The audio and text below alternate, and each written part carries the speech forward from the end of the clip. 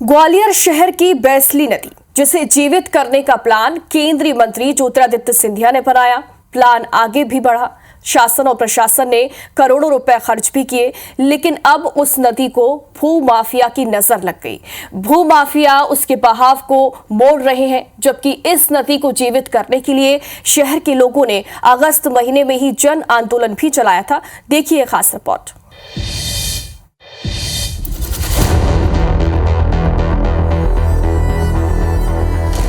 ये है ग्वालियर की शान बैसली नदी।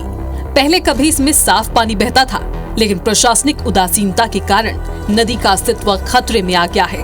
नदी को भूमाफियाओं की नजर लग गई है। भूमाफियाओं ने नदी के बहाव को डाइवर्ट कर अवैध कब्जा कर लिया है और प्लॉट काट कर बेच रहे हैं। जल स्रोत बंद हो जाएंगे तो नदी सूख जाएगी, इसलिए ऐसे जल स्रोत जो लगातार नदी में पानी देने का काम करते हैं, उन जल स्रोतों को बंद करने का काम हो रहा है। जो भी लोग हैं जिन्होंने नाले को डाइवर्ट किया है, कानूनबद्ध काम किया है, और निश्चित तौर पर उसकी जांच करा के उसके खिलाफ कार्रवाई होना चाहिए। साल 2023 के विधानसभा चुनाव में नेताओं ने इसे पुनर्जीवित करने का वादा किया था। पूरा करने की कोशिश भी की गई। खुद केंद्रीय मंत्री ज्योतिरादित्य सिंधिया ने गैंती फावड़े चलाए, तब मानो लगा नदी फिर से जिंदा हो जाएगी, लेकिन ये महज एक सपना था। 4 किलोमीटर में नदी के स्वरूप बदलने का प्लान है, जिसमें 6 करोड़ 64 लाख रुपए खर्च कर 15 फीट तक गहरीकरण करने और 8 करोड़ 10 लाख रुपए की लागत से नदी के दोनों तरफ पक्की बाउंड्री, सीमेंटेड या इंटरलॉकिंग टाइल्स लगाने का प्लान है। इसके अलावा 27 करोड़ 50 लाख रुपए की लागत से नदी के दोनों तरफ 25-25 फीट की सड़क बनेगी। सड़क पर 82 लाख की स्ट्रीट लाइट्स भी लगेंगी। नदी के आसपास 5 गार्डन भी बनाए जाएंगे।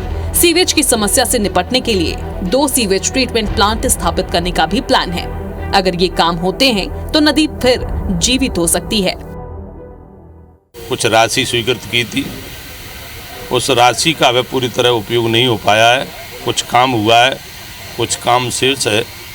निश्चित रूप से हमारा प्रयास रहेगा कि मुरार नदी में स्वच्छ जलधारा बहे।